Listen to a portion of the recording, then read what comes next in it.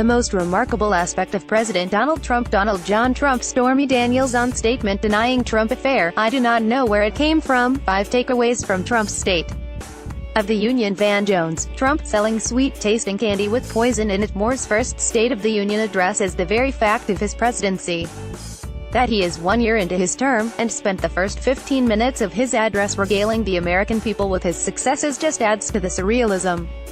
But the president has already exceeded GOP expectations, defied a near-pathological Democrat opposition, and is set to implement ambitious policies in the months ahead. This State of the Union was a celebration, and a mission statement. Trump's opening litany of economic accomplishments set the tone for the rest of the speech. Stock market highs, record low unemployment, repatriation of overseas cash, massive investment from multinational corporations in U.S.-based jobs. These are all objective and powerful indicators of what the president has been able to achieve thus far for the American people. There's nothing novel about a president taking more than his share of credit for a strong economy. With Trump, however, the recitation of positive facts and figures sounded like a full-throated refutation of his critics. Much of the media warned that dysfunction and deterioration would characterize Trump's first year in office. Instead, we have tremendous optimism in the markets, and tax reform that is good business as well as good politics. Immigration was the policy core of the speech. The president defined his terms for a deal to legalize those covered under the Deferred Action for Childhood Arrivals (DACA). He reiterated his willingness to make concessions, some would even argue at the expense of his base, that would include limited amnesty, in exchange for changes to the legal immigration system, enhanced border enforcement, and a wall.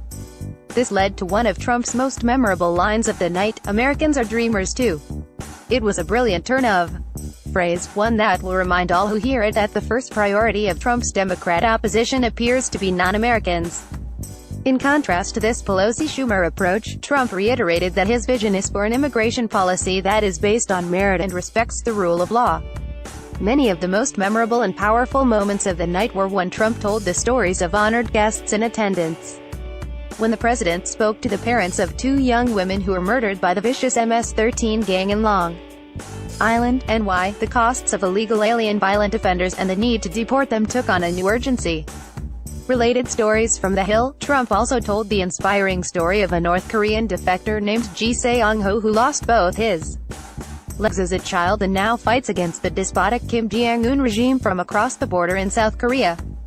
When Ji raised his crutches and received a roar of applause from the assembled representatives of the American people, we were left with a visual testament to human resilience and our universal desire for freedom.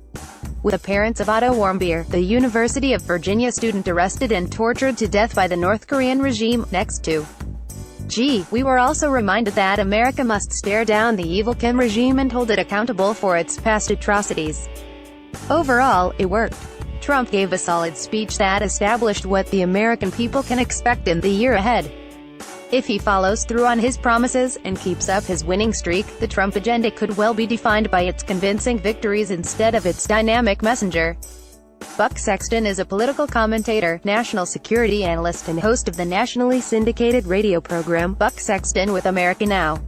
He is a former CIA officer in the Counterterrorism Center, appears frequently on Fox News Channel and CNN and has been a guest radio show host for Rush Limbaugh, Glenn Beck and Sean Hannity. Follow Buck on Twitter at Buck Sexton.